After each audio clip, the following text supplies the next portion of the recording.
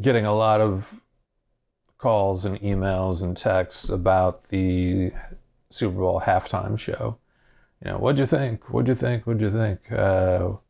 Some people, wasn't that shit? Other people, wasn't that awesome? My reaction, if you can call this a reaction video, is that it was probably a 9 out of 10 for me. Nothing short of electric.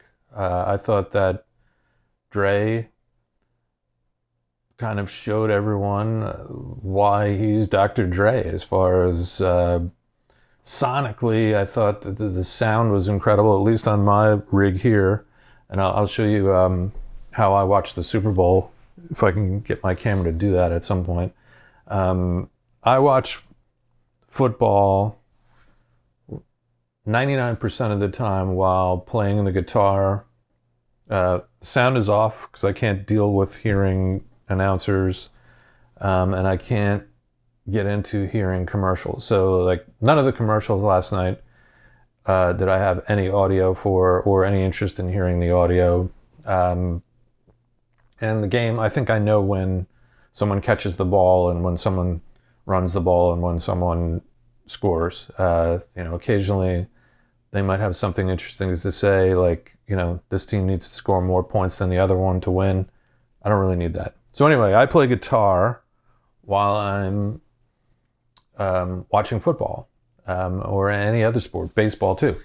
It says on my tracking list, I'm trying to stay out of the glare.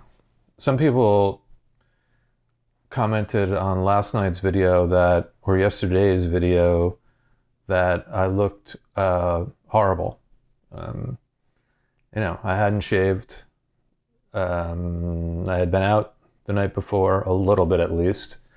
And quite frankly, I had the hat on because I was going to be going outside when it stopped snowing, and it never fucking stopped snowing. I mean, it just kept going, even last night. It looks cold out today. I don't think I'm going to be going out there. But anyway, the show.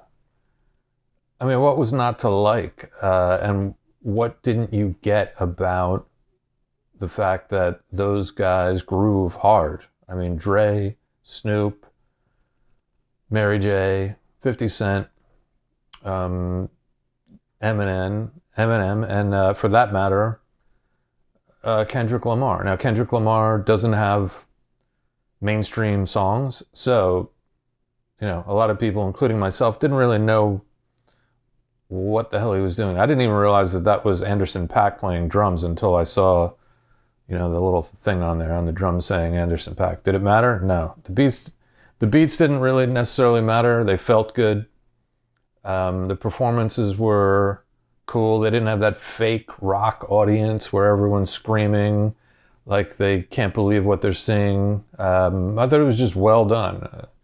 Jealous of the all-white recording console that Dre had, and probably doesn't use one of those anymore either, even though he'll say he does. But anyway, that's my take on the Super Bowl. What was I listening to yesterday, which I got mesmerized by, was I had this mellow Spotify playlist on called Big Little Lies, from the television show that was on Showtime or HBO. I watched the first series. Admittedly, it was a what do they call it? Guilty pleasure.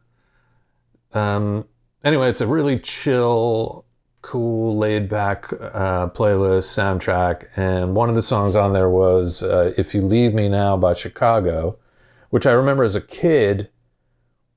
I loved it. I was obsessed with that song. Bought the vinyl, or at least my parents bought the vinyl for me. And it had a cool album cover. I believe that was the one that looked like a Hershey's bar, where in that, like, it was like a wrapper peeling off of a chocolate Hershey's bar that said Chicago. Pretty sure that was it. Might have to double check on that. But anyway, that song led me to think about a lot of grief that Peter Cetera gets as being the guy that sort of like killed Chicago. And I thought, when did that happen? Whatever. So I go on Wikipedia. and see that, he was a he was a member, like, all the way back. Maybe not once they were Chicago Transit Authority, but way back. But anyway, then I looked at one of their seminal track. Aside from all those big hits, like If You Leave Me Now and, I don't know, all those big ballads that David Foster did. But 25 or 624 was like the rock track of Chicago. And Peter Cetera was the vocalist and bass player. This well-known guitar player, Terry Kath, was the guitar player playing stuff that was very much ahead of its time. And it was great. If you get a chance to check it out, check that out. 25 or 624 Chicago. I think next I'm going to talk about credits. Recording studio credits, album credits, credits in the music industry. What a mess and catastrophe they are. And they're even worse now because there's no printed medium. There's no vinyl. There's no CD booklet.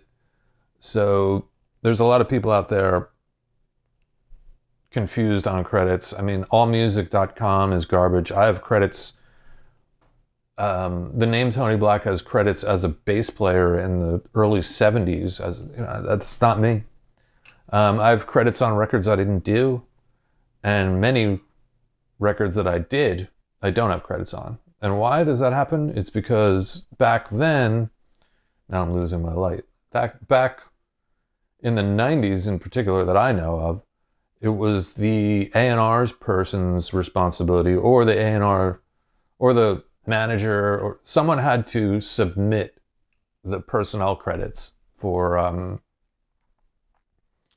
to the label, and then the label would have to decide whether they were even going to put them on a record.